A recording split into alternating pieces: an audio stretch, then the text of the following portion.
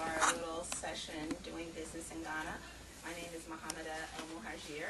I am from Philadelphia. However, for the past 5 years, I have been living and working and running a business in Accra, Ghana.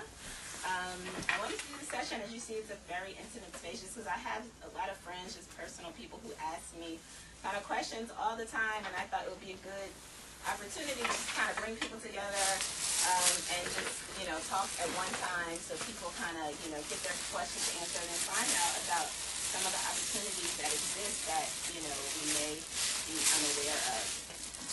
Basically, what I thought was interesting about this particular speech was the agriculture minister was really talking about how it was a benefit for many industries that the indigenous businesses weren't in place. So whether it was something like, Nigeria grows tomatoes, they export the tomatoes, and then they import the tomato paste, right? So a lot of the manufacturing and production of most goods are not actually done in Africa, although the raw materials and the raw products are made in Ghana or made in Africa and then exported and then produced, manufactured, and then for a much higher cost, they're brought back into the country. And what I thought was interesting about this video is he mentioned how, it's for other countries, for instance, an item such as tomato paste. It seems like just some simple, random thing, but the companies that make tomato paste, whether it's in Italy or Portugal or whatever country they are, if Nigeria was to start making their own tomato paste, that basically would crush that business in that country. And he was saying that people would kill because that's their livelihood. That's how they make money. So using the tomato paste as just an example, you think about all the other industries where they're getting the products from Africa, taking it outside, and then even something like chocolate. The world's cocoa is grown in Ivory Coast and in Ghana, like 90-something% of the world's cocoa. The top chocolate companies in the world, Hershey's right here, Switzerland, they don't grow any cocoa. Now what if Ghana and Ivory Coast was to start their own chocolate companies? What would happen to Hershey's? What would happen to Lindt? You know what I mean? So I'm saying all to say this is the purpose of the talk. It's about business opportunities. Those two things that I just mentioned, who's to say we can't just start a tomato paste factory, right? Sometimes you think it's too deep. You gotta have some super, marketing consulting agency. No, it could be a tomato paste factory. It could be a chocolate manufacturing company, right? There's so few of those things that are actually in Ghana, in Africa, and they're really actually business opportunities. There's business opportunities like literally every. The first step, I believe, is going to the country. I specifically work in Ghana, but it could be any country. The first step is really going. Is there anybody here who has traveled to the continent? How many people here? Yeah. Come on in. And were there, was it like tourism? Was it some business work? I'm just curious, what was the nature of your trip?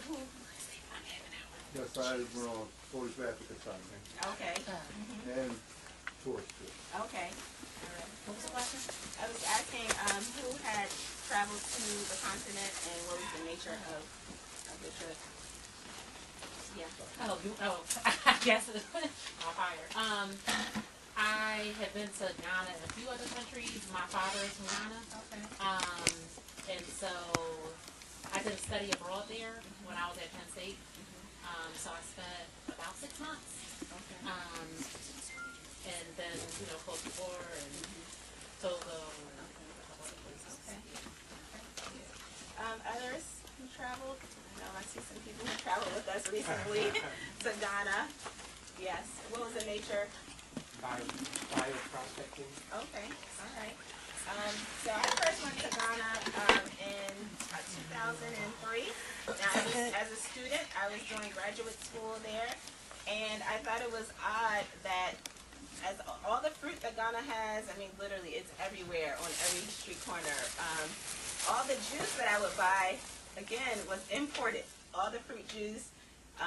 You know, Don Simon, I think it's from Spain, you know, all these juices that I was drinking. So I was like, this is a business. I could just kind of like have a juice processing company, right? So I'm just saying, like, the idea is, like, if you're an entrepreneur and you step foot in Africa, like, your brain is gonna like explode, because it's literally every single thing you can start. I mean, it could be a toilet paper, like just anything, right? What we're gonna talk about is preparing yourself, like, you know, culturally, for doing business in a foreign country, and in Africa, specifically in West Africa.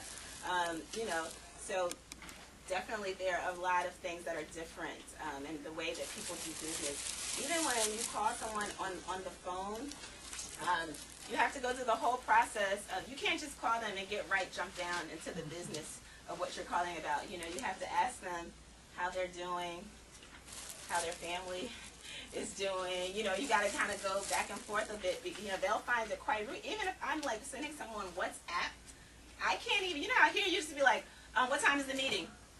There, you have to be like, hi, Michelle, how are you? Hope you're doing well. What time is the meeting? Well, we did that. Yeah, but you know, so you know, these are some of the some of the cultural things that you have to prepare yourself. Even something simple like if you find some land that you want to rent, you find say if you want to start a farm, and you go out in Chester or somewhere, you find some land. You know, you find the owner, you make the deal, and then it's yours. Well, in West Africa, there's a lot of tradition.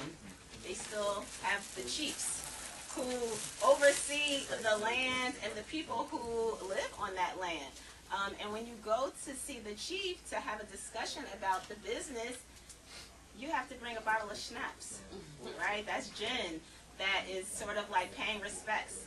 That's something they use in traditional and spiritual religion to kind of start any kind of business, any kind of discussion. These are things like this. This is 2019, but these things are still happening. And if you're not aware of them, you know, you can just totally do some things that disrespect the culture and the people, which will, like, on the first day, could like end all your business sort of dealings. But again, the first step for me would be going, experiencing, interacting with people. I first went, in the beginning of this 5 years, I did a one-year fellowship. And I figured that would give me time to, you know, just get the sense of the lay of the land, and kind of give me an idea of what area I wanted to work in.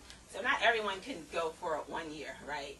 But even if you go for 1 week, 2 weeks, you need to kind of like immerse yourself, you know, in the environment and with the people. Oh, great, we have. Hello, come on in. Come on in, don't be shy. You can sit right there. There's a chair there.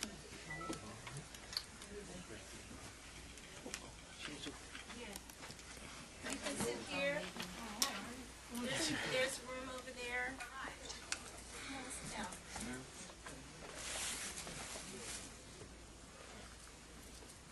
Okay.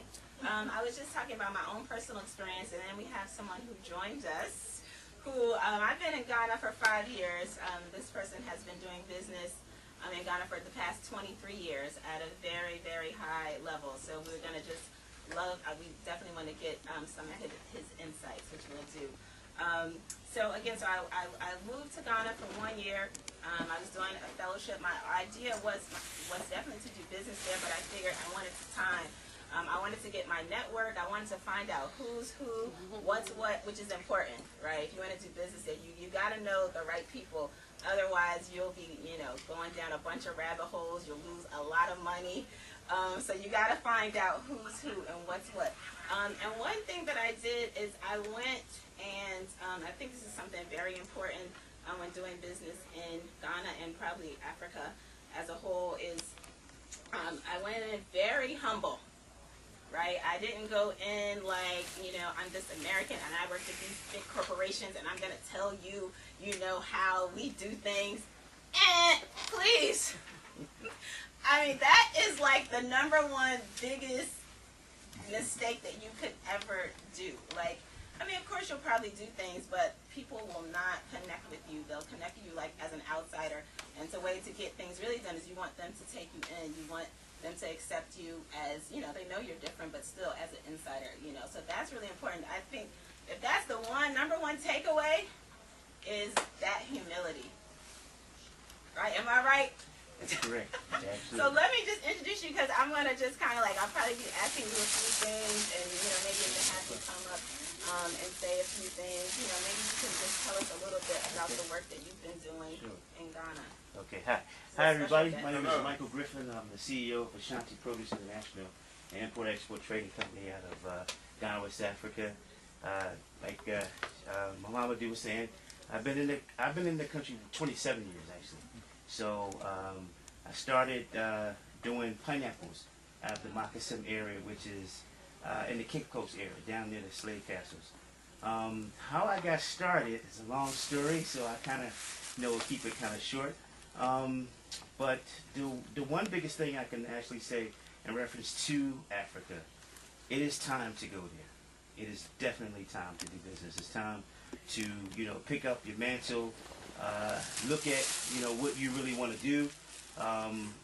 Again, I got into pineapples, which is, you know, produce. I've been able to do pineapples for the past 25 years. My biggest customer was Whole Foods. I had all of the Whole Foods in the South. They tried to give me the national account, but, you know, it was a little bit too large for me.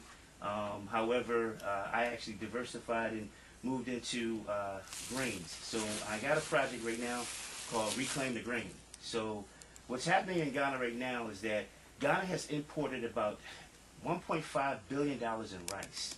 So Ghana actually, well, all of West Africa has the ability to produce rice. However, one of the biggest problems is they have a wildlife problem. And the wildlife problem basically is that the birds come in and eat about 85% of the yield. So basically, again, I'm a problem solver. I feel that usually when you do business, if you can solve a problem, you can pretty much, you know, money follows you. So basically what I did was I got down, talked to a bunch of different farmers in reference to this bird problem they had. So came back, you know, doing business. I got connected with the governor of Delaware. And the governor of Delaware got me connected with this company who basically had this product. And this product basically deterred birds from eating rice. You know, consequently, you know, right on time, that's a perfect opportunity. So I was able to get them, bring them to Ghana, get them USDA, well, excuse me, or Ghana certification for EPA approvals, which is extremely difficult. But the reason why I was able to do this is because I've been on the ground so long. One of the biggest things that you could look at in reference to doing business is the technocrats. They call them technocrats. The technocrats are the people who've been in the country for a long period of time, has been on the ground doing things. Because this is what I can say. Let me stand a little bit so everybody can hear me real quickly. The Ghana government's changed. This is the facts. Government's changed. As soon as the government changes, if you're doing a project, your project is out. That's just the way it goes.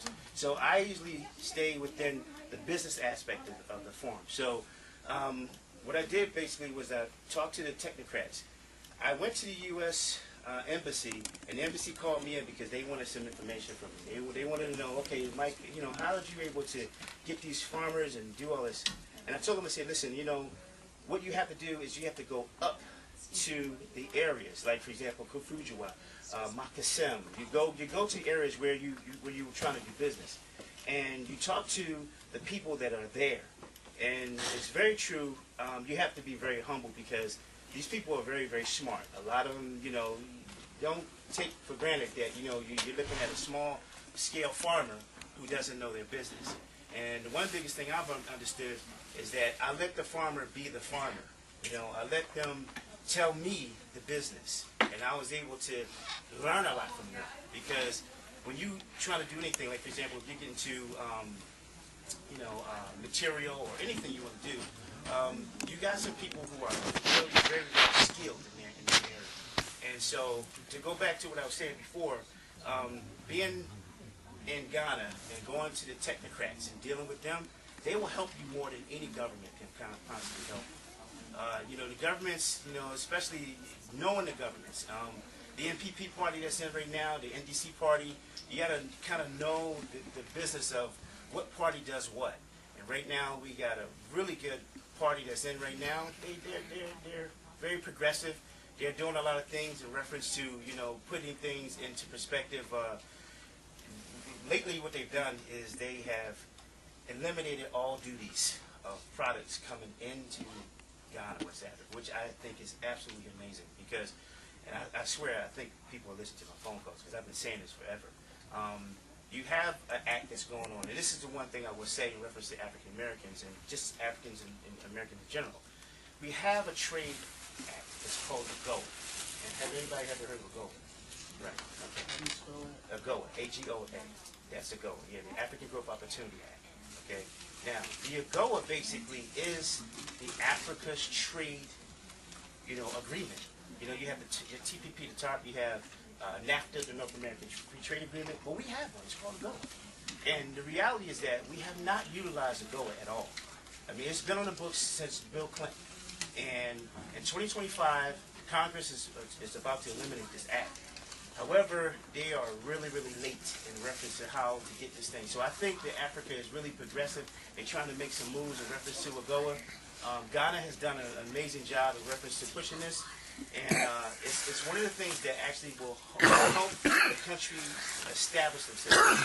Africa as a whole is moving so fast, I'm telling you. Am I correct?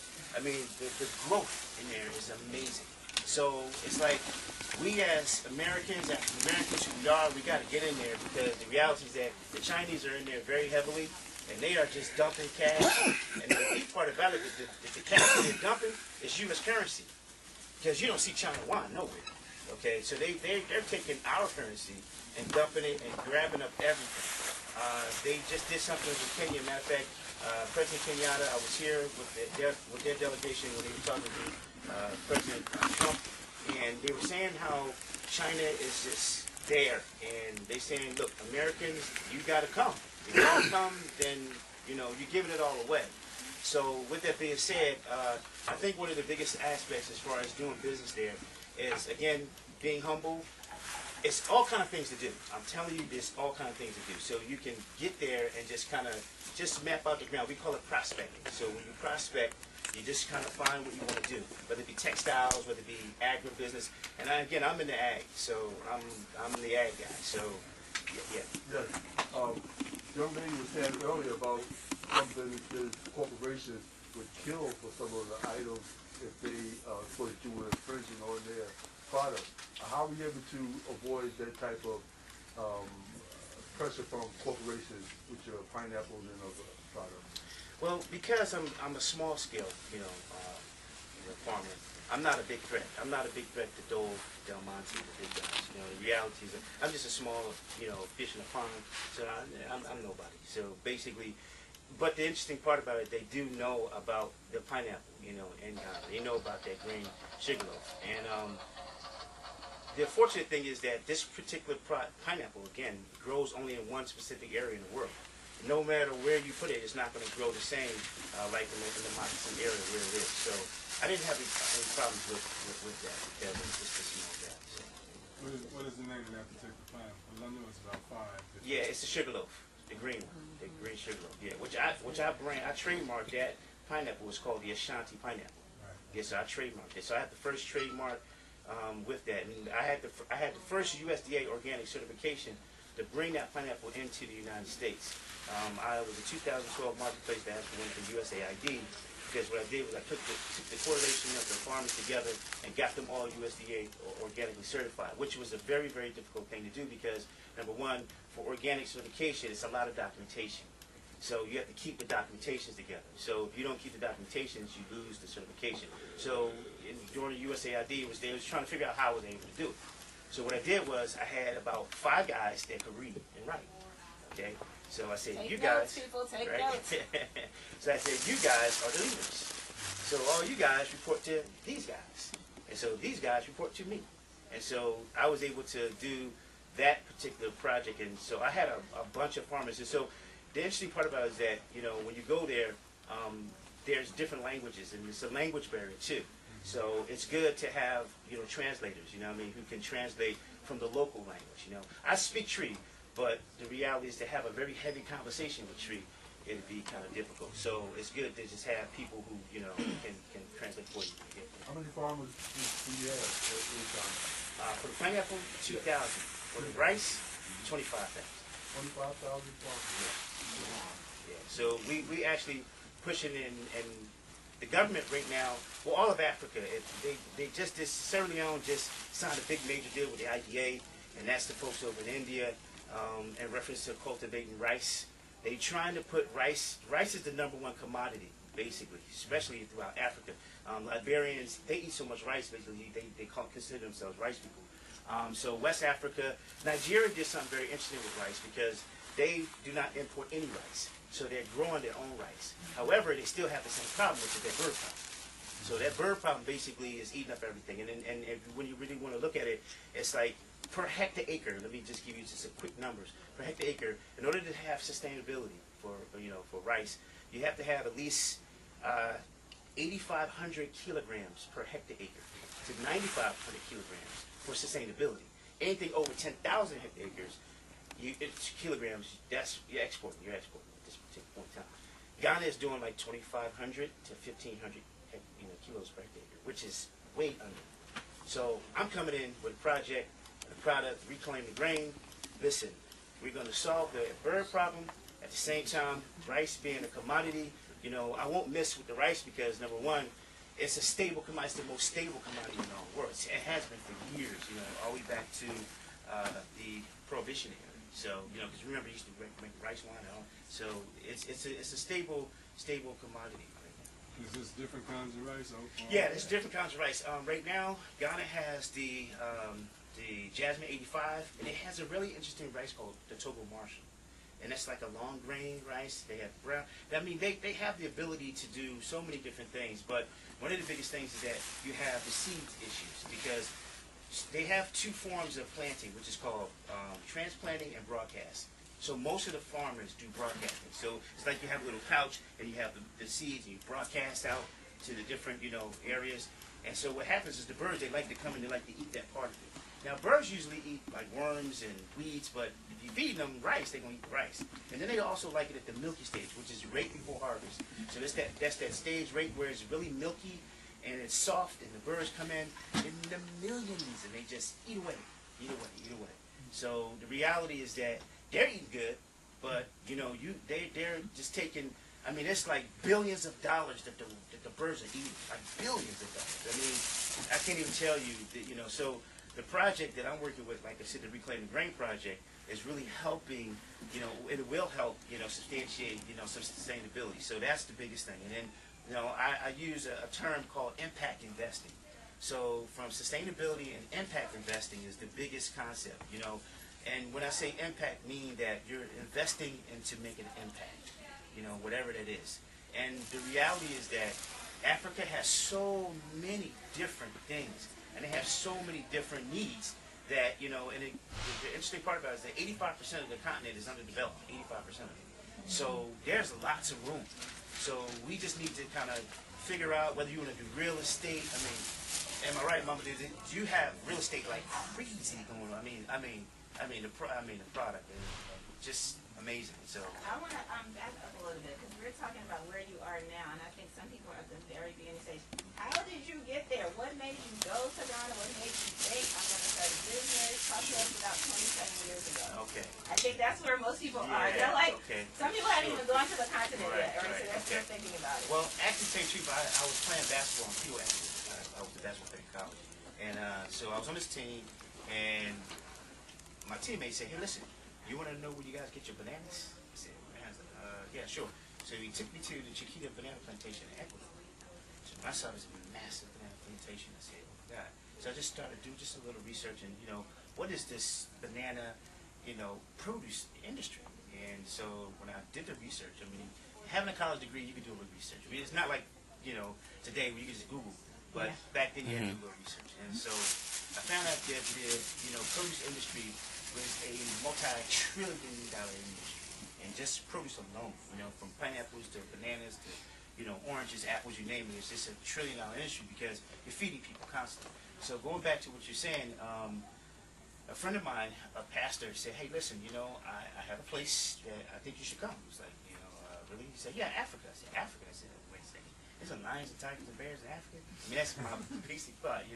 So from that standpoint, we went to Africa. We went to Ghana, and I was in a hotel called the Accra Beach Hotel in Barbados, and ended up in Accra, Ghana. And so from that standpoint, I remember that it rained so heavily that day, I was like, "Oh my God." And the pastor kept saying, I apologize, I said, "No, this is amazing." And I've never seen rain like that before because it was during the rainy season. And at that time, it just rained so, you could just like put a bucket outside and fill it in like 10 seconds. And so anyway, from that standpoint, I went down to the Makassim area. We took a little tour because we was going to the Cape Coast area just to look at the slave castles. So it was actually just me just going and just doing some things. And we stopped off at the side of the road, and he said, "Hey, listen, you need to check out these pineapples." And I said, "Oh, pineapples?" We get out the car, and the guy, he picks the pineapple up, and he shaves it with his knife, and he holds it like a popsicle. So we ate it like a popsicle. I said, and this is the most amazing pineapple I ever tasted. It tastes like a pina colada. Anybody ever had that pineapple in Ghana? It's very, very sweet. And so from that standpoint, I don't know what I was thinking, and I don't know what I was doing, because thinking that I'm going to just export, produce out of this country into the United States, was a real task. However, it was a lot of fun just learning, how to do it. I got some great stories for you, but the reality is that it was a unique experience to see how I got there. So from that standpoint, just going in there and seeing the people and talking to the folks, and then learning, what is needed in order to actually export the product out. And that was one of the things that I actually came across in reference to, export myself.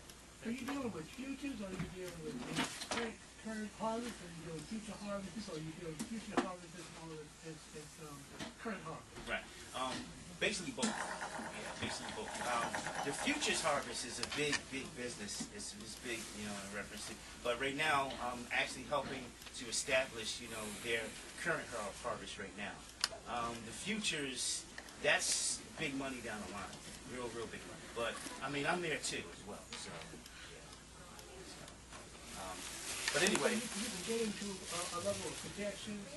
Yes, in terms of outcome, in terms of the contracts, absolutely. And negotiating contracts. Absolutely. In terms of the logistics, that's being handled by Yeah, well, actually, I do a lot of the logistics myself because I've been exporting and importing, so I do a lot of logistics myself. But going back what you're talking about in reference to the futures of the farm projections, you can do that because I can do it because I have so many farms and so many farmers. And so basically what I do is just take, their potential projections based on how many acres and hectares they have, time that by the numbers, and time that by a whole bunch of different, combinations, if you will, in order to get, the projections for the futures. But yeah, that is definitely, and I tell you, when it comes to futures and that possibility, doors are knocking. People are knocking at my door just because I'm in that position. So I truly believe that the first time Africa produces this first African American multimillionaire, everybody's gonna come running anyway. And I'm really close to being there. I'm really close to trying. I believe I'm gonna be that one guy who is gonna make that transition going over. Because it's there. And I've been there so long, and there's so many, again, great opportunities. So I just, again, yeah, sure. Yes, how do you maintain commitment with 25,000 in farm? Well, I have them in a co-op. I have them in contracts right now. So we have, right now I have a 4-year deal with them. So with that 4 years, and then one of the interesting things I've done in reference to the small-scale farmers is that I have a Brazilian farm who basically has a mill. So there's a couple of opportunities, that I can get into as far as milling the rice and then taking off a cut from there, if you will. So that's pretty much it. And as long as I'm, producing something from them, and one of the ways that I'm doing the commitment is it's kind of a trade-off. They kind of give you a small scenario as far as the trade-off is concerned, is that I have this product that helps them with the birds. You didn't pay me in rice. See, even a shame. No money involved. No money. I get the money on this side because now I'm producing. So they're getting more rice than ever seen in their whole entire life. And I'm getting a product, right, that I can sell on the futures market. Right. How much time are you spending on site, and how much time are you spending abroad? I'm in Ghana every month. Every single month. I'm there every month. Matter of fact, I just got back a week ago? A week ago, Yeah, about Tuesday. Yeah, just got back. But I'm there every single month. Every single month. I'm on a flight. I'm in Ghana. I'm there. I'm checking on my farms. I'm doing things. And it's funny because I was also appointed as the honorary consul for Ghana as well, here for the Philadelphia Tri-State area. But I think I'm about to get a new post, for another country. So, like I said, Africa, for us as the diasporans, if you will, it's wide open. It's wide open. And I think that everybody needs to really start to take a deep breath and say, okay, how can I get in? Where can I, take my place? Where can I? And I think the very first thing you should do is go visit, go there. That's the very first thing, because you're going to see so much. I was just talking to a young gentleman, today. He said, well, I have a plan, and what should I do? I said, don't have no plan. Don't think about a plan. Just go there and see what the land tells you what you should do. Because I could have never guessed in a million years that I would be a pineapple farmer, and supporting and supplying Whole Foods. And my first contract was with the Safeway stores. I had all the Dominick stores in Chicago, Dominick's, Cars, and Randall's. So that was the first, the contracts I had. And when I went, and you'd be surprised because when I went to these big, supermarket chains, they were happy. They was like, oh, yeah. And Whole Foods was the same way. When I went to Whole Foods in the South, I went to Atlanta and went to the corporate office. And this one guy, I'll never forget, he was a corporate buyer for produce in Atlanta. And he said, wait a minute, hold on, you mean to tell me you can get your hands on that pineapple that's down in Ghana? That green one? I said, yeah. He said, hey, listen, if you can, bring it. So they immediately signed the deal, right? I mean, I didn't have to even say anything. They said, fine. And the same thing with Safeway. Safeway, I flew out to Arizona. Safeway said the same thing. The CEO came in, he said, let me ask you a question. He said, so you can bring a pineapple from Africa? I said, yeah. He said, okay. Well, technically, I mean, I'm at the table. All the big wigs at Safeway, from Tom, Pick and Save, Piggly Wiggly, Cars, Randall, all of them. They're sitting there, and I'm this lonely kid sitting there, and it's like, yeah, well, the reality is that I don't believe you can get it in here. This is what the CEO says to me. He says, if you can bring it, you got the deal. Now, the question is on you. Get it to us. Deal is done. I said, okay, that was it. So, from that standpoint, I got out the meeting, and I was like, yeah, right. How do I get in here? You know what I'm saying? So that was the whole thing. And so, and the interesting part about the amazing experience I had with it was that, the amazing experience I had was that I did not know how I was going to do this. I had no clue. And I remember specifically, when I was there, I was flying Alitalia to Ghana, and we stopped off in Italy. And I'll never forget this. The plane, there was an issue with the plane. So the pilot basically said, no, we're not going today. And matter of fact, we were going through Nigeria, then Ghana. And the Nigerians literally tore the airport to pieces because they wanted to fly that day. And I said, hey, listen, if it's a problem with the plane, let us wait, okay? Little did I know, the next day, I was supposed to go the day before. A person sat next to me. This guy's name was Albert Aziz. I'll never forget Albert. He was the French consul for the French and Switzerland, okay? And little did I know, this guy sitting next to me, we had a 6.5-hour flight down to Ghana from Italy, and he had everything I needed.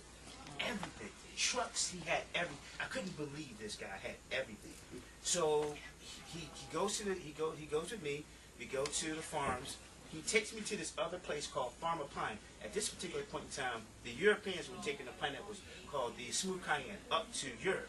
So this big, huge facility had every single thing that I could use. I mean, boxes, you name it. They had the trucks, they had everything. And I was saying to myself, I said, oh my God, how could this happen? And so they literally signed a contract with me and said, okay, And it's funny because they assigned me these crates. They were green crates. They had orange crates with theirs, and they gave me my green ones. They said, listen. And I said, well, how much is this going to cost me? And he said, it's not going to cost you anything. You just want to do this. You want to export to the United States. We want to see it happen, so we're going to help you. And so they actually took all my stuff, packed, boxed, tagged, did all the cleaning, did everything. And I'm telling you, when I showed up uniform to Safeway, I showed up uniform. And it was like, I couldn't believe it. So I say all that to say that, don't, and this is from a spiritual standpoint, just get out your head, get out your mind, get out everything. Just go in the spirit and just let the spirit guide you. Let it do what you want it to do. Because I truly believe it's our time right now anyway to go there and to establish and reconnect in the continent anyway. Because the continent basically has a lot of issues. And the issues that it has, I truly believe they need our help to do it. And that's the reality. And that's the reason why you have the Chinese over there just taking everything, just throwing down cash, bringing in their people, from China, doing the work, and just kind of like kicking the locals out of the way.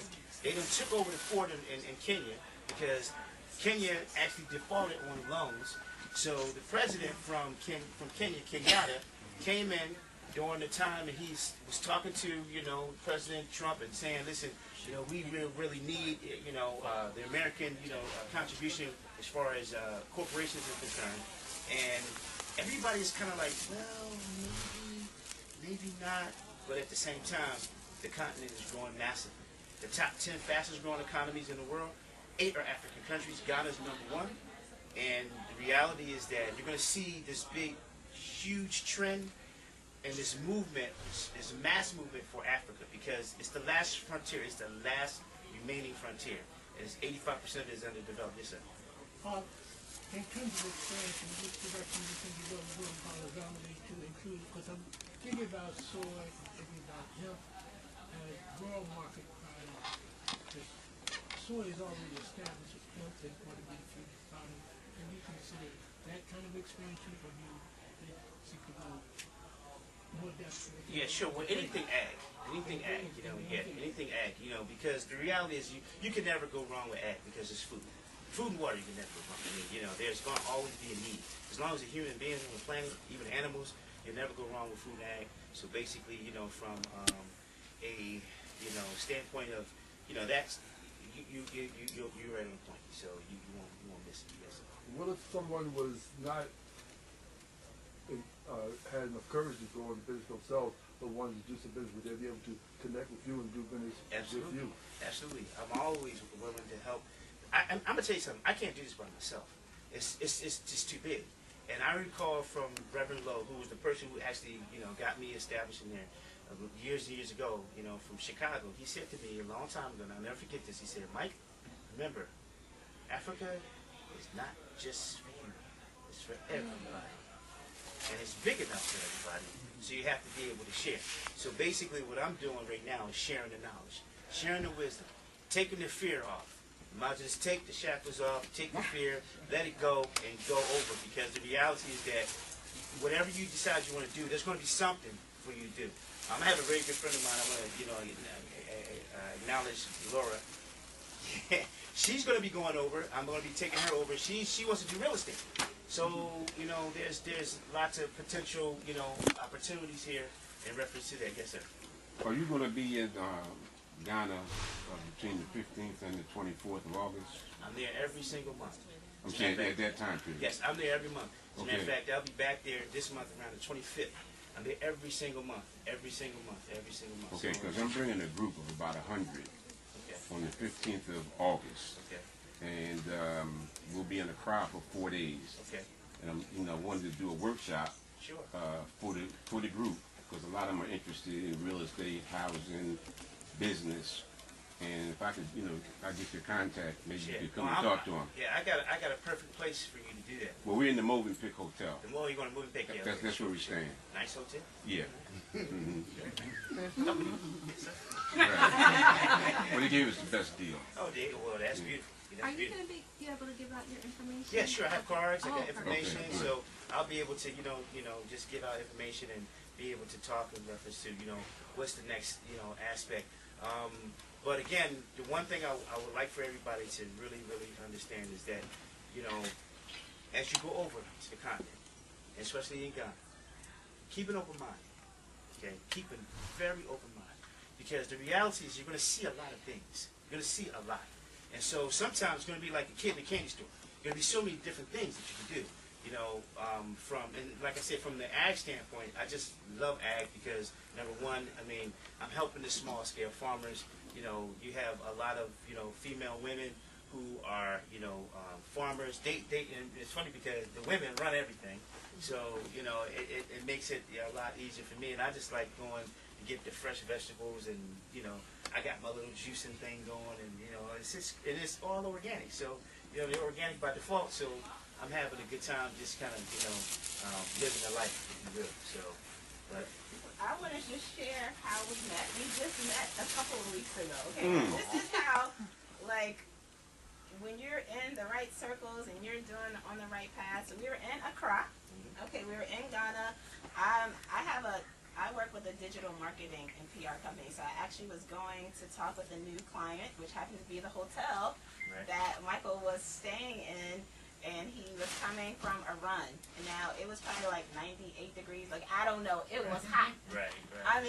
Hot. And I'm like, are you running?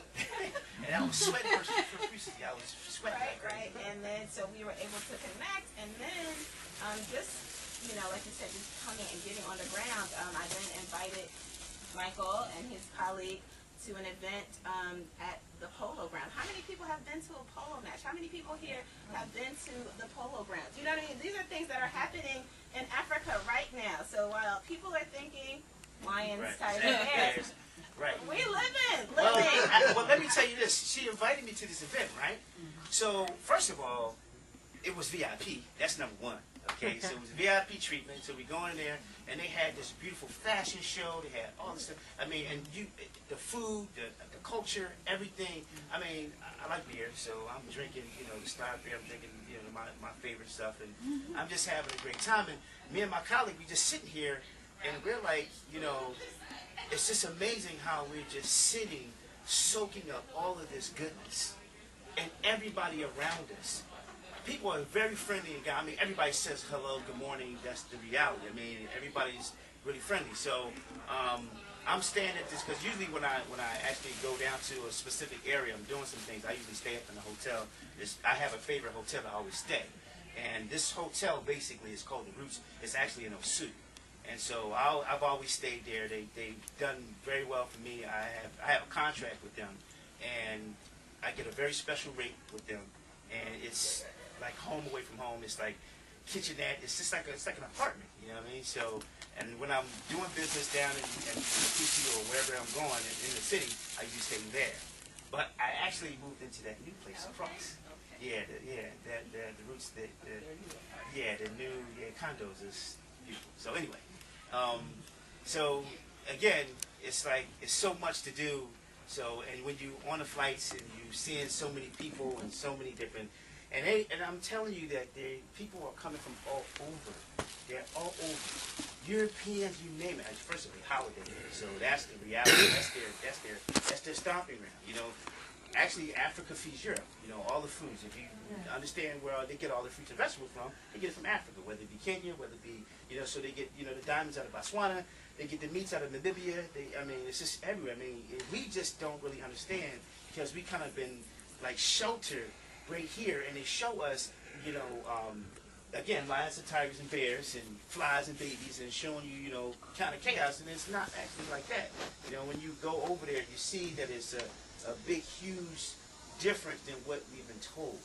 And then you feel like you've been told a lot of lies because the media can really, and I think the reason why they do this is because they don't want, us as Americans to go into Africa because Africa is totally colonized by the Europeans. Whether the Germans, they have Namibia. They got all the beef. You know what I'm saying? You have the gold out of Angola, and you got the diamonds out of Botswana, and you have, you know, all the, and South Africa. So, but the reality, the continent is very, very friendly. And so, again, on Sundays, I always go to Red Body Beach. I hang out, you know, drink my drinks, relax, you know.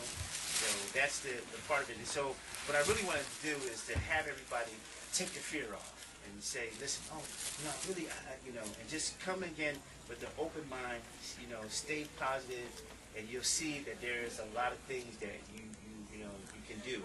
And don't be afraid to make connections, because the reality is that you're going to have a lot of connections. It's funny because I was actually at the beach the last past Sunday, and I met this amazing guy. His name is Sadie, and he's an artist, and he gave me some beautiful art stuff that he just, you know, he just made. He gave me like about 10 different art paintings, you know, and they as big as this wall. I mean, really huge. Wow. Yeah. And so he's like, listen, what I want to do is I'll give you the art, okay? You represent me, all right? So I gave him a little something, because, you know, you always give something. I gave him something. I said, okay, this is what we'll do. I gave him my contacts, all right? I'll sell them for you, and we'll split the proceeds. And he's like, okay, great. We have a great business. He came over to my place, shook hands, gave me the art, said, okay, see you when you get back. So, and I'm talking about original, beautiful paintings. I mean, stuff like, I mean, this how it is. I mean, a continent's like that. You can just establish from the small. You don't have to actually go in and do something big. Just start something small. Just, you know, you go up to a place. If you go to Accra, then there's a place that you really want to go. It's called Abri. Abri is going towards Kafrujwa, and that's that's the art center. Yeah, and, I mean, you go there and you see just tremendous amount of art, and you know, you can make relationships, because that's what I do. If I see an artist and I look at carvings or paintings or something to that degree, I take his contact information, give him my contact information, establish a relationship, a business, so I can get, you know, some stuff in the Ghana Go bag. So I put some stuff in the Ghana Go bag, and you know what I'm saying, you carry it on the plane. You're not going to stop. You know what's going to, you know. And I've made a ton of money on the side just doing that. Just that alone. And this new artist that I have, I mean, this guy's amazing. He's amazing. So I have to say, if you want to start something small, then you can start right there, you know. And then from that standpoint, you can grow. And the more you visit, you know, because this is, to me, this is what happens when you go to, you know, Africa, and particularly Ghana for the first time. You just get so amazed, and you just get very relaxed, okay? Because it's just good to breathe good African air, you know, fresh air. You just breathe, and you see the goats running around on the side of the road. They're free. It's like, you know, everybody's free. You know, no one's trying to hold any goats, you know, so hey, listen. And that's the biggest thing that, you know, I get a kick out of, because it's just so much freedom. And sometimes we look at just that simple concept to show us that they are really living, you know, a lot better than we are. And they may not have a lot of money, but they are free, and they're not inundated with debt. You know, that's not their issue. They don't have, you know, I got a mortgage and I got to pay this. No, because basically when you build a car or build a house, it's yours. There is no, you know, the government's got to say, hey, don't forget us in taxes. Pay us, if you will. You know, so my thing is, you know, it's a beautiful thing. And this new place that I've just moved into, this beautiful condo, and these folks, they were from Lebanese, right? You see that building they built? I can't believe they built that for $3 million. I cannot believe they built that for $3 million. You should see this building. How did you build this building for $3 million? This building could go easily 200 million here, at least 200 million. But $3 million, when I heard that, I said, but that's it. You see, because they have, you know, cement is on the ground. I mean, you know, they can, you know, these people, you got all the natural raw material all over the place. So you don't actually, you just need the skilled, you know, workers that know how to build from scratch. And what they do is they build concrete. So it's concrete, you pour the concrete, you know, you mix it, you put your little rods in, and all of a sudden you got a structure. And you have just a blank structure. And then you get the glass, and you get the gravel, and you get everything they have is there. So you don't really have to kind of go far to build. And I tell you, this place that I got, it's just, I cannot believe they built this place for $3 million. I'm telling you, I'm just in awe. So $3 million, you can get this place. Now, if I showed you pictures of it, you would not believe it. You would not believe it. It's just amazing. But the Lebanese, they're there doing a lot of things, and I heard that the owners, they just started. I think he started just he was doing something very, very basic. I can't remember what David was telling me exactly. I just can't remember what they were doing to start. But it was something so minor, and they started from just this minor thing, and to actually owning they got about 6 buildings now. And one thing that the owner told me is that $3 million, he got the money from his family members from his small village in Lebanon. Okay? Amazing. They believed in him and his ventures in Africa so much that they rounded up the money. Like he said that other Ghanaians are always coming to him because he's foreign thinking he has the money. He's like, you don't know somebody with $2 million? I'm going to ask my people. They believe in what I'm doing. Don't you have those people? So I thought that was such a powerful statement. Like his people in his back village in Lebanon are sending him the money to invest in Africa. So like us in this room. That's what you should do. An investment pool. To say, listen, like for example, with my Reclaim the Grain project with rice, I picked this rice because number one, it is the number one staple in the world. I could never go wrong with rice because number one, everybody eats rice. We as Americans, we eat meat and potatoes. We eat potatoes. That's our thing, Idaho potatoes. But the rest of the world eats rice. So I'm in an industry basically where, I'll never miss. And then there is a world market price for a refined grain of rice, the white rice that you see in a grocery store right now. 1 metric ton is $2,500 per metric ton. And the refined, without they call it rough patty rice, is anywhere between $1,200 to $1,500 per metric ton. So to kind of give you the equivalent, how that works, basically, is that 1,000 pounds is 1 ton, right? 2,000. Is it 2,000? 2,200. 2,200. Right. It's 1 metric ton, right? Okay. Watch this. 8,000 kilograms of rice in 1 crop. Remember, it's 25,000 farms. Okay? So the numbers add up into not the hundreds of millions, but the billions of dollars. And the United States alone only does 3.2 million metric tons of rice. That's all the U.S. does in metric tons of rice. The world GDP in rice is 428 million metric tons. And the United States only do 3 million, 3.2 million. So, watch this. With my little farmers, okay, I'll produce the United States in 1 season. Okay, 1 season. Yeah, for purposes of structure, corporate or private, in terms of things like that, how are you organized and sort of get involved into that situation so you be recognized both here as well as there? Right. Well, the good part about it is that Ghana and Africa has a tax-free, exemption for they have the same thing that we have here in the United States, but they have about 10 years tax exemption. And from that standpoint, you then start to pay a percentage based on what your farms are producing. And I also have a deal right now where I'm working with the government where I'm creating a rice tax.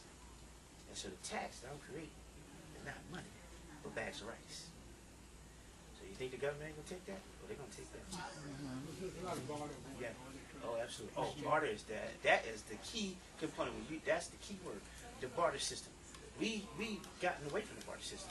And one thing that I love about Africa is that your word It's your bond, it's your That's the contract.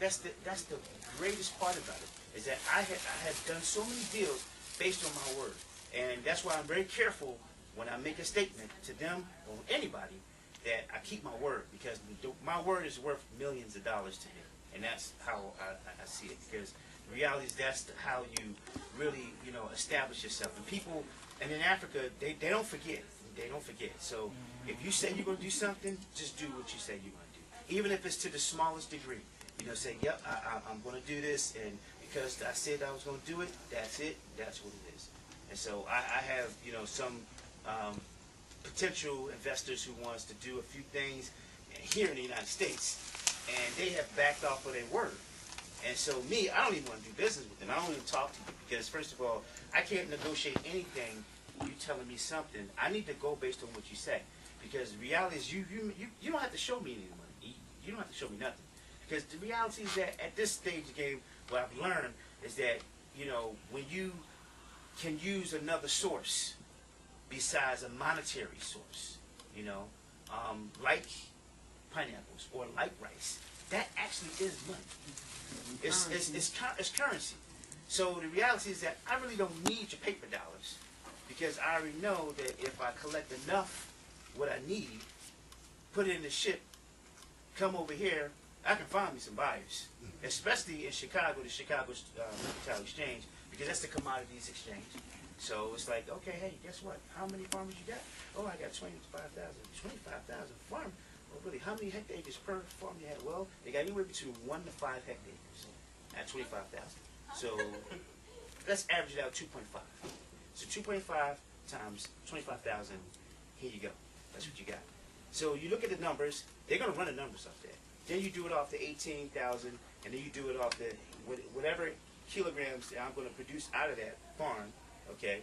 So that's where we get into the futures, you see. So I've already created, my own entity just right alone. And so basically people want to talk just because they say, okay, if you have that. So they say, okay, well, show us proof that you have that. Well, here's the contract. Here you go. I said, oh, no, yeah, you're right. Do you need to come and do some verification? Yeah, get on the plane. Come on over. Yeah, we'll have a drink. Matter of fact. Yeah, here's the, right. You see? So, I mean, that's why I said, I can honestly say that Africa has really taught me how to be a very good businessman. Number one, not to be afraid of anything. Regardless, you may say that you are a big commodities broker on the SMC, the SMC, Chicago Mercantile. But anyway, yeah, so, and guess what? But you need me, because you can't make a deal without me having your product in order for you to cut a deal. Because I already know that you want to get somewhat percentage off me. You want to take 1 or 2 points from me? Okay, yeah, here, I'll give you 1 or 2 points. Okay, so now negotiation is not so much. Now, I could walk in there with no money in my pocket. I ain't got a dime in my pocket, but the very early, I got 25,000 farmers, and guess what? I have the potential to produce out of that 25,000 for the next 4 years, okay, based on the number that they can produce at 8,500 kilograms per hectare to 9,000 kilograms per hectare. This is the number. This is what I got. They do the numbers. They say, now that's serious. So now you buying me lunch. Question. Yes, sir. Do you attend the African Summit, Economic Summit that they done held here? They had it in D.C. a couple years ago. Matter of fact, I was a guest speaker at President Obama's 47th heads of state. Okay. That was the last. But the reality is I've been too busy to really attend any of those events. I just really been busy. I'm not a picture taker. I don't like to take pictures and photo ops and things like that. No, but these events, and they had one in Philadelphia about 18 years ago. And the back room is where you would want to sit at.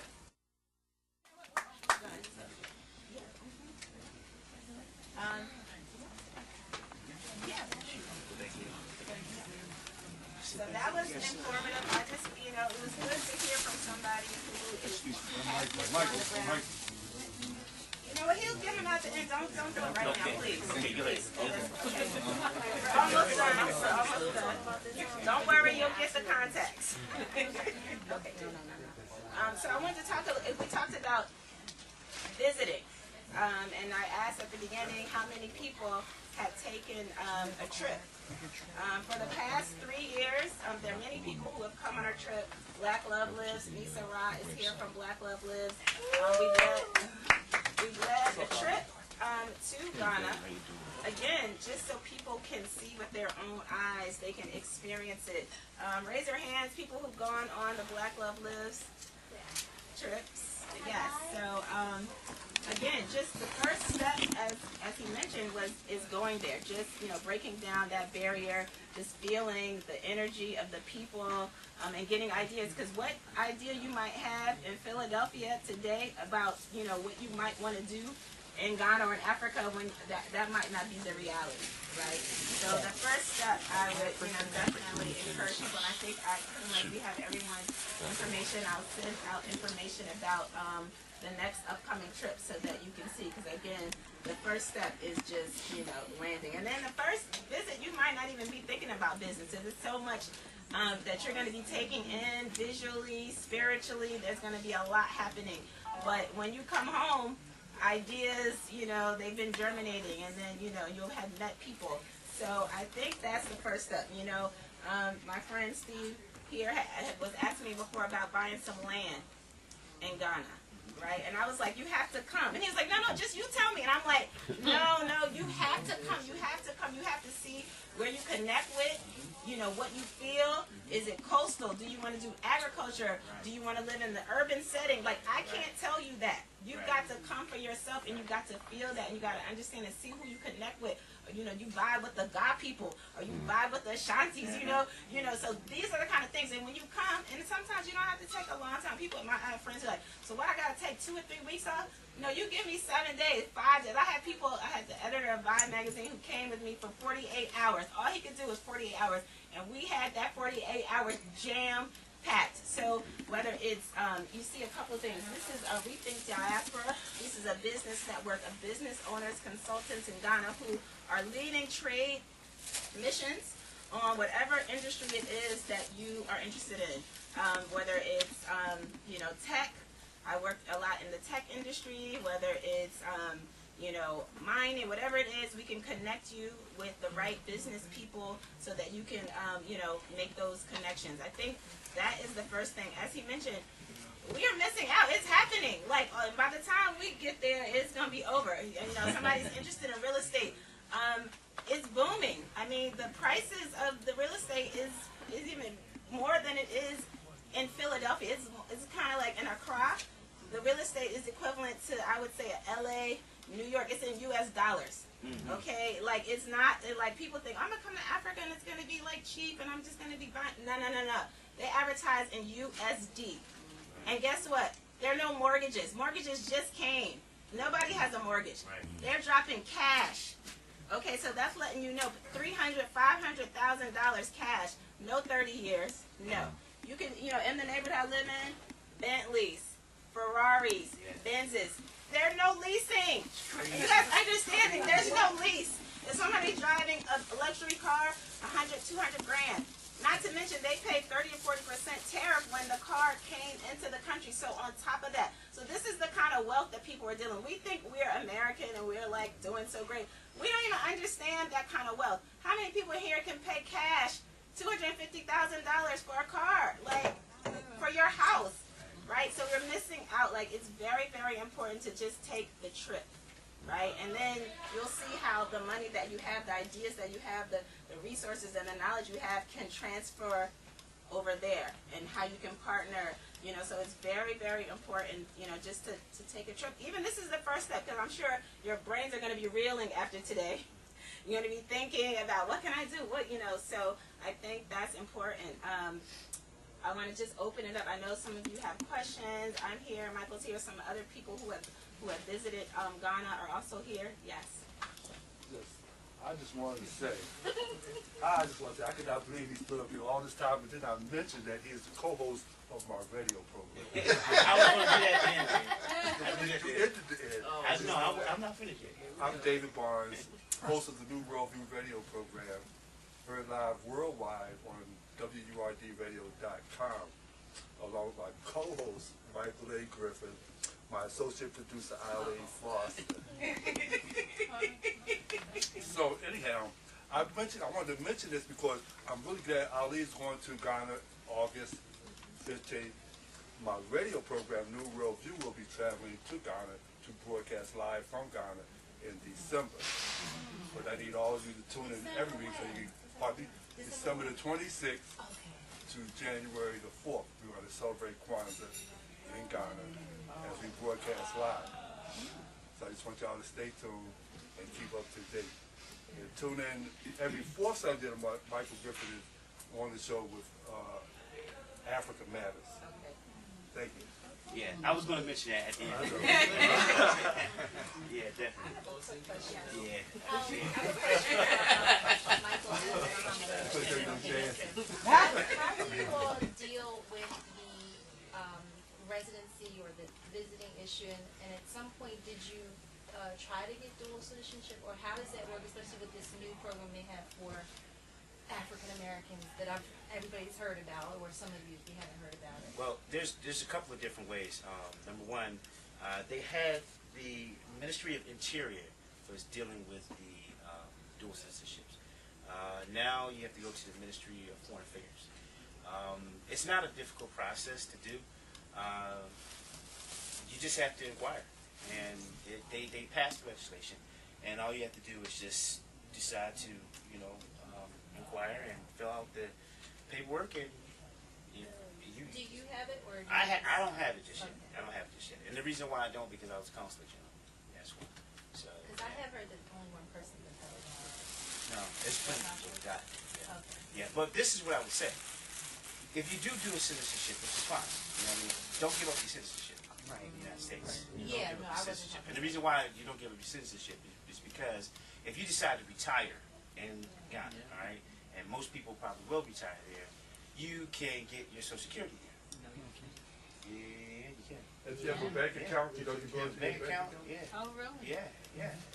That's what a lot of the expatriates do. What they do is they go to the embassy to collect the Social Security check. Oh, okay. Yeah, they have a PO box. You go there and you get your Social Security check at the embassy. Good to also, when you're there, and let me say this much in reference to us being Americans, and because we are, in the diaspora, and Africans born in America, just Americans. And this is funny because I thought about this for many years, and this is the deal. America in America is America. But when you in another country, Africa, you're still an American, and you're a very powerful citizen as an American. The embassy is very helpful, very, very helpful. They are. And it's funny because we get treated differently when we're there than we get treated here. And the reality is that I can honestly say I'm a proud American. Honestly. And the reality is that I get treated very well. The embassy, I've done a lot of different things with the embassy, especially in Accra, and they know about me very, very much. And the Commerce Department over there, I walk in there, I'm very proud because they got my Ashanti Pineapple posters everywhere. So they know me when I come in. Oh, Mr. Griffin. They asked me, I was called, remember Dave, I was called to the embassy from here to go do a conference with them. They called me from the U.S. to come to Accra to help them and some information in reference to, some analogy and some analyzing stuff. So it makes me proud just to be that person that, the go-to guy. Pretty much they do. It's not too many people sit in my position right now, especially African American. You have a lot of people who basically, we talk about this, people, they photo op, and they take a lot of pictures, and, they have meetings, and, Doing the work. Right, but not doing the work. To me, it's you got to do the work. You got to be out there, finding out, and getting you a freight forwarder. There's freight forwarders that have relationships. You got to understand that, when you shipping product in, as far as getting the duties and the different things that they have, again, being at it for a long period of time and exporting, product out of Ghana into the United States. And I'll tell you, exporting product out of Ghana was quite easy. Quite easy. Getting it in, similar. But the experience has been both, and my freight forwarder does both, and being able to move product out again. And that's what's happened with the Whole Foods when they said they're going, not Whole Foods, Safeway. They said, yeah, well, you can get it in. We want to see it. we're going to give you a contract just to see if you can do it. So, you know, that alone, you know, kind of gives you, you know, that puts you. So, again, I would say again, being American, African American, the part of the diaspora, being American in Africa is pretty decent. I can tell you that. It is. So, you know. I want to speak a little bit about the immigration point because that's something that has been a lot of rumors, misconceptions. You hear these terms, right to a vote, dual citizenship, and a lot of it is like not what people think. Okay, first of all, it's not a simple process. You have to live in Ghana for a period of a minimum of 7 years before you can even apply for citizenship. So that's number one. And you have to spend a majority of that year and that time in Ghana. So it's not like you can live in America, pop into Ghana, go back, and then apply for actual citizenship, right? So just like here, I mean, it's a country, like, you know, we have immigration, you know, so they have theirs too. So that's a process. Are you paying taxes? Are you, you know, and or do you have a resident permit? Just like here, do you have a green card? You know. So these are things that right to a vote, yeah, if you look at the fine print, you have to live and work in Ghana, right? Now, to work in Ghana, you could be sponsored by your company.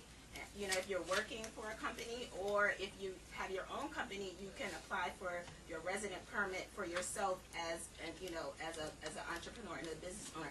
But that's something I want to clear because I'm at immigration every year renewing my work visa, my resident permit, and I talk to the head people at immigration, and they're like, yeah, you can apply, and you almost there. You got a few more years, and then we can start talking about your that's the dual citizenship. Yeah, so that is something that a lot of, like, they're like, I heard I can get dual citizenship in Ghana. Yeah. And all the people that got it, I think about 40 people, 35 people got it when the last president, Mahama, went out. They were granted, and most of those people had been living there. You know, it's not like you pop in and you've been there 1 or 2 years and you're getting Ghanaian citizenship. No. So, and then this new president, they have a big initiative called the Year of Return. They're really kind of trying to promote the diasporans coming back, so they're trying to work out something to give citizenship to another group of people. But again, that group of people are people who have been living there. But you can work there, you can live there. I mean, even if you can get sponsored by an NGO if you want to volunteer. So there are ways around, you know, staying there. I personally do not believe in staying illegally. So, you know, I'm doing business there, so I'm not just going to overstay my holiday visa. So I'm there, you know, working as a resident, and you need to have, it's important to have a resident visa so you can open a bank account. I can apply for visas to travel to other countries while I'm in Ghana. So there are things that are important to have that kind of, you know, be a legal residence. And I know a lot of Black Americans who don't. They just come. They apply for their holiday visa. It gives you about 60 to 90 days. They there for 4 years, 5 years.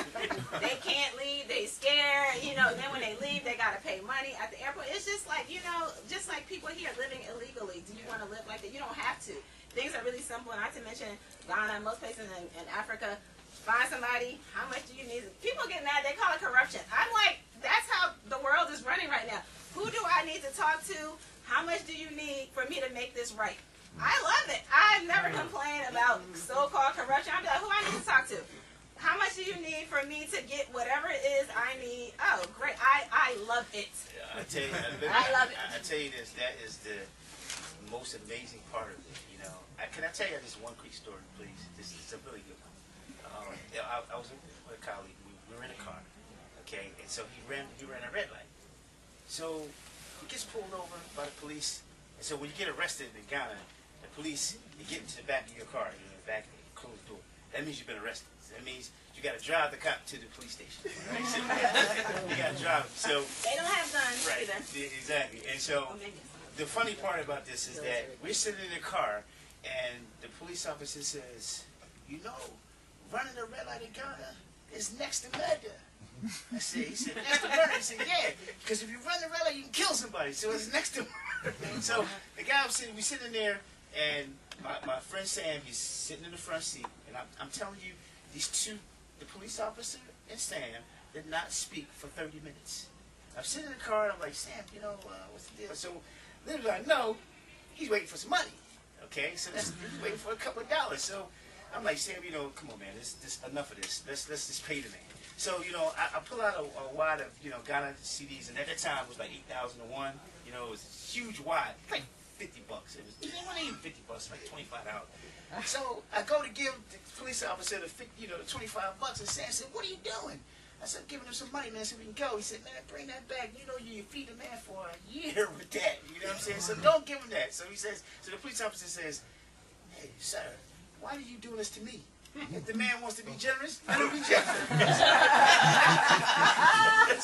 So I said, "Okay, well, Sam, listen, man, let's just get him, man." "No, I don't want to give him." I said, "What do you want to give him?" He said, "Man, listen, I said, "Sam, it's like equivalent to like what, $3 is what you're giving him?" He said, that's the most I'm gonna give the man." So he goes back and he gets out the car. So I gave the man, you know, some money, and he says, "You are free to go." Get out the car, slams the door, and says, "Man, I was so mad because the man was gonna give me a whole bunch of cash. It was only like $25, but it was that time. It was the large amount. It was like a big, huge wad of cash, and he was. Oh, that was so funny. I tell you, I got many stories. But yeah, she's right. I mean, it's a place where, I mean, this is the only place where I can honestly argue with the police and live to see the next day. And the reality is that I argue with the kind of, to me, I'm so used to being there, and to me, I just love arguing with the police. I don't know why, but I do. I just argue with them because I know they're so friendly. You know, it's like, "Oh, sir, you know," I said, "Listen, officer, sir, take me to the police station. Bring me your commander." "Oh, no, we don't want to do that, sir. We don't want to take you to the police station because guess what?" "Yeah, okay." So it's a nice experience, and I've been there, like I said, for so many years. I've had so much fun, and again, I've never been taken advantage of, treated really bad. I mean, you know, from the police all the way down. I get treated bad here, but not here. You know what I mean? So, you know, but yeah, it's a very interesting situation, especially, you know, the police, they can be extremely friendly, and you know, you do feel safe when they don't carry guns. So, and the reality is that if someone was to, and I look at it this way, I say to myself, if a police officer ever shot somebody, an unarmed person, trust me when I tell you, his whole family will be struck. The reality, yeah, because this doesn't happen, because usually everybody is family. So their whole concept is that if you kill somebody, you're killing somebody's brother or sister, and 9 times out of 10, you're related to me some kind of way. So that's pretty much kind of how, you know, I've experienced. That's so nice. It wasn't bad at all. I mean, and I get a kick out of getting pulled over. Any other questions? Yeah. Could you talk to us a little bit about like the skill transfer? Like, you know what your skills are, so how would you go about trying to find out how your skill set would be valuable in Ghana? I think, again, it's about going there. Like, you can't figure that out in Philadelphia. Okay, it's just not going to happen. You can't, like, the way we're trained to think, you know, very, like, you know, this is what happens, and then what happens next. That's not how it works there, right? So I can't tell you, like, when you get there, you'll be like, "Oh, I know this, and they need that." Like, you just have to go there. Like, you know, it doesn't work the same way as it does here. You know, people want to plan, you know, out. People call me all the time. It's like, "Can I get a job over there?" You don't come to Africa to find a job. You come to have a lifestyle. You come to start a business. You know, and that's how it works. You know, people are like, "You think I can get a job paying $70,000 over there?" Like, no, you don't come there for that, right? I mean, you can. There are very few jobs. You know, we talked about the embassies, and some of the, you know, multinationals are there, like very, very few. And even those people, if you're there, you better be having a business on the side at the same time. So the best thing that I could say is get there. Spend some time, you know, maybe do a little bit of research before you go, and then kind of like maybe set up a few meetings or things like that. But it's very difficult to figure out how you're going to live, work, sustain in Ghana or Africa from here. Yeah, because the biggest thing is that if you have a skill set, 9 times out of 10, the skill set you have probably won't be implemented over there. You probably do something else, more than likely. And you'll find that skill set that you do have, you know, transformed and kind of, you know, morphed into something different. You know, And the interesting part about it is that the entrepreneur spirit, which I love, is that everybody is an entrepreneur. And you're your own person, you're your own boss. And it just feels so good to be your own person. And the one thing that I do love about it is that everybody there will look at you as capable. That's the good part. Like, you're capable. You're absolutely 100% capable. Because no matter what you say, no matter what you do, they're going to look at you as a person with tremendous capability. And you can't beat that, because guess what? If another person believes that you're capable, well, just how much you gonna believe yourself being capable just by just being around them. And they're gonna constantly always push you. They're gonna push you. Yeah, you know, come on, we can do it. Let's do. And a lot of the things that I've gotten into, and because of my African counterparts, who's always pushing me. They constantly push you, and they really bring out the stuff inside of you that you don't even think you got. You have, and you'd be surprised. And I just, I mean, I tell you, I'm terrible. I was not a great mathematician, but I'm really good at the metric system. You know what I mean? Because we don't learn in metric. So, Yes. Hi, Muhammad.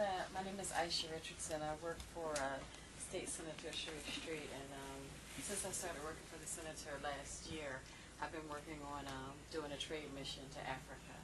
And so we've done a lot to build up the interest in the mission, including hosting several countries to come to the farm show in Harrisburg, which was really important because, as Muhammad was saying, the cocoa bean industry in Pennsylvania is a $4 billion industry and employs 10,000 people. So it is integral to the Pennsylvania economy, mostly in the rural economy, but most importantly in Philadelphia in ports. And so a lot of the longshoremen who are pulling the cocoa beans off the ships, that's how they get paid. But one of the things that I wanted to reiterate to Muhammad, because she and I have been talking about this project, is I need help on the ground, Muhammad. So I want you to be my help on the ground. Okay, All right. I told you that. Yeah, I know you did. I know you did. So the next step, I work with the Mayor's Commission on African and Caribbean Affairs to host the ambassador from Cote d'Ivoire on April 11th. And so we're going to do the same thing for Ghana. And I'm looking to host it at the Delaware Valley Regional Planning Commission, so we can look at future freight and look at what the impact is going to be when that trade increases, including on the Philadelphia airport. Like, how can we get a direct route from Philadelphia to either Cote d'Ivoire or Ghana? So that's one of the things that we're trying to get accomplished with the trade mission. But before then, we need to get folks involved in committing to participate. Can I say something quickly? You and I have met before. We met at at Stan's event in December at the airport hotel. Okay, Yeah. I can say this much. To be on the ground in Ghana, in reference to how the system works, because it's a system, Of course. And that's what we do in the senator's office. I'm a system navigator. That's all I do. I just cut red tape. Yeah, it's a system. And when it comes to like commerce and business and systems, it can be difficult. Now, let me give you a little something on cocoa. All right, cocoa beans. The cocoa is a regulated entity in Ghana. You have a cocoa board in Ghana. Yes. Okay.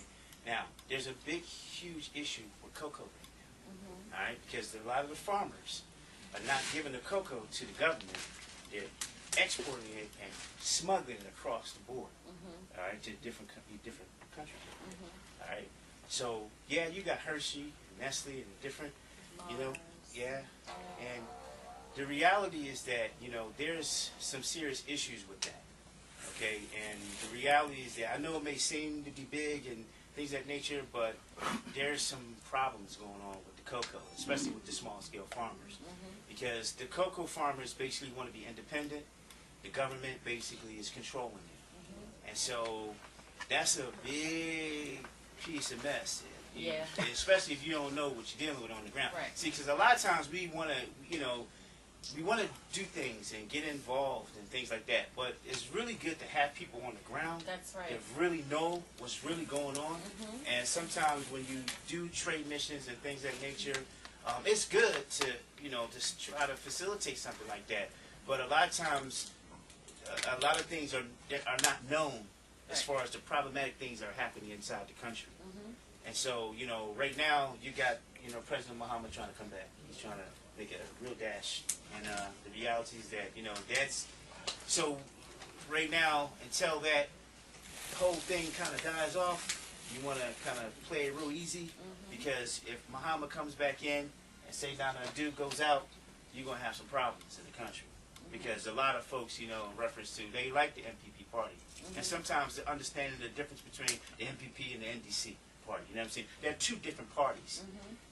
Right now, the NPP party, they're very closed, they're rigid, and they'll sit back and have, lunch and dinner with you, but, you're going to pay some money. Because that's their system. And you have to understand that it's the African system, it's not our system, Yeah, we did. We hosted the majority and minority leader of parliament in Harrisburg because they are redoing their parliament and they wanted to look at the Pennsylvania State Capitol as an example of how to redo their parliament. And the minority leader used to be the trade minister, so he talked about phytosanitary regulations and how to get around those things. And also, the majority leader is a cocoa farmer. So making those connections, I think, is important, which is why we have been spending a lot of time building those relationships and doing that necessary research. Because it's important. Yeah, it is. It's definitely important. It is. Because sometimes you might step in a world of web and don't know it. You know what I mean? And in Africa, especially like that, and particularly, and inside Ghana, especially West. And when you're dealing with, the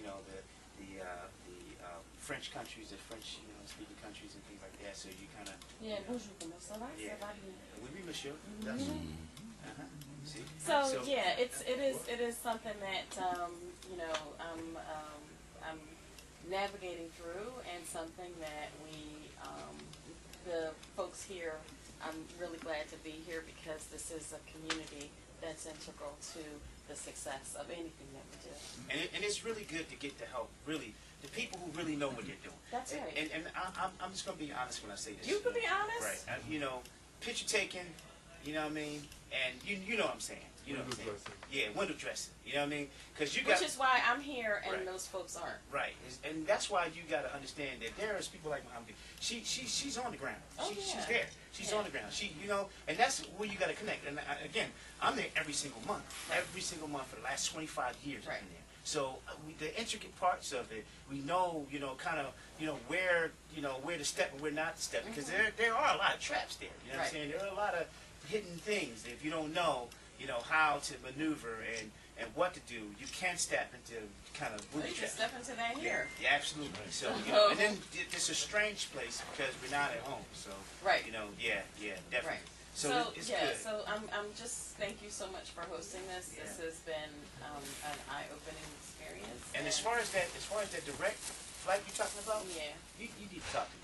I've We been need to trying talk. to. I'm here. We need to talk because Yeah, give me your card again. we So, need to talk because I've been telling them how to get through that, and that's a real navigation because you got the FAA and how they regulate and how they do things and direct flights and things like that, and how the patterns and the pathways and see, there's a lot of stuff that people really don't know how it works, and and believe me when I tell you, in order to get the airlines, because the airlines, those are the ones who make the decisions about where to go right, and why they're going there. right, And it has to be a part of their feasibility. They'll do their feasibility studies to say, okay, based on, this entity and this entity, why should we come into, directly to Philadelphia? right. You know what I mean? And you got like some other major airlines like Delta Airlines. They're the big monster. Yeah. And the reality is that if you really want to come into a direct from here, Yeah. because Delta is not a direct hub from here to do a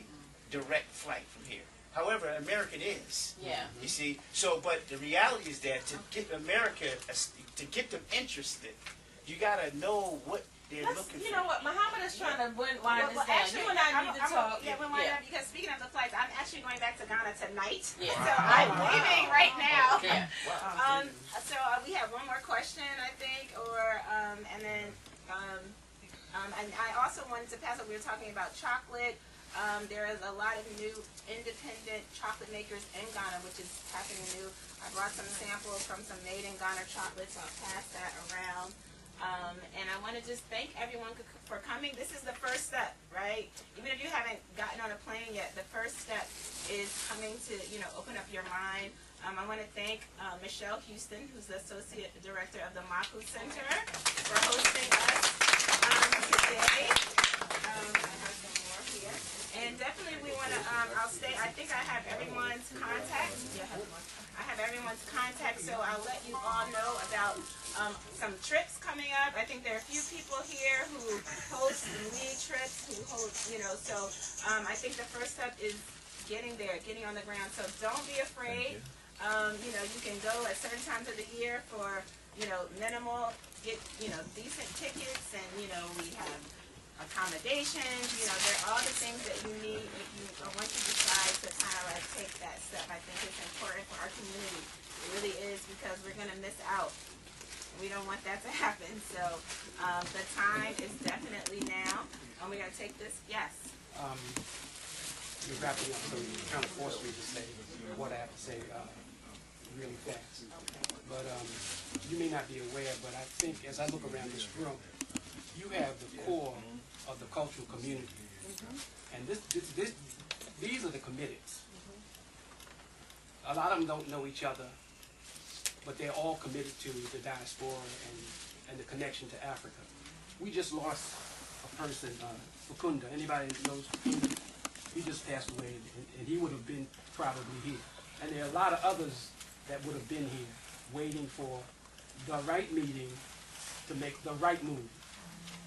And my question is this. If you go to Ghana and go into business, must you have a Ghana partner? Number one. Number two, anything you do legally, is it done legally here, there, or are they both? I just leave it, just that. I think. I mean, contracts. Are my contracts good? Did I sign there? Partner. Yeah, well, You have to have a partner. You have to have a partner. Absolutely. Now, if you have to have a partner, how do you negotiate this requirement to live or the limit of a visa if you've got to have a partner and you're here and the partner's there? How do you negotiate that? All right, so you're saying if you have a partner, the visa, you're saying, is that what you're saying? Okay. Nigeria, Ghana, pretty much operate. If you have a national partner and you're in business, your visa says you're there 45 days, 60 days. You got to come back home. So now the partner is in Ghana, Nigeria, doing the business. How do you protect yourself business-wise? I'm not talking about emotion, Sure. brother this. I'm talking business. Well, I mean, all documentation, documentation pretty much holds up. I mean, I haven't had an issue over the years where, whatever agreements I signed hasn't been held up. I haven't ran into that problem, and the reality is that I have some really good partners, and it's really good that you get there and kind of feel people out, because you gotta kind of use your spirit a little bit, as far as getting. Yeah, Africa's not different. Business-wise, there's no difference. Well, I'm just giving you my experience in reference to how, I want that. Yeah. My visas, I mean, when I come over, they usually give me at least 6 months when I come over. And I've been over there so long, so they give me 6 months to come in. I never stay more than 30 days at a time, So I'm in and out. And, they see me more in the airport than they see, So, but I have very good partners. I've had one partner that I've been knowing for 27 years, and I have another partner who the guy was telling you about in the car. He passed away. So I've had good relationships, And I think that's the most important key element, is to have good relationships. And it's good to have somebody, even on this side of the water, that you have a good established relationship with. You know, I mean, that's pretty much the key component, I mean, to be able to navigate. Because not everything is perfect, but I can tell you this, it's been a lot better over there than my experience here when it comes to business. So, I mean, and the reality is that a lot of the people, they rely on you a lot. They really do. Especially because you're the person that gets to travel out. They don't really get out that much. So they really, rely on you. So you're the guy who basically is going and traveling and coming back and forth. It was always told me, as soon as you leave, the business goes. But, it maintains itself. So that's the best, but I haven't had any issues in reference to, and I have, and I'll give you another example, that the Ghanaian partner, he owns more than you. Yeah, he owns more than you. Do you need a Ghanaian lawyer Yeah. or an American attorney? I never had a lawyer. What? I'm just saying you could use one, but I haven't had a need for one. I can tell you this, if you go in to the continent think it's going to be a problem, it'll be a problem. I mean, that's what I can tell you. You go in think it's a problem, it can be a problem.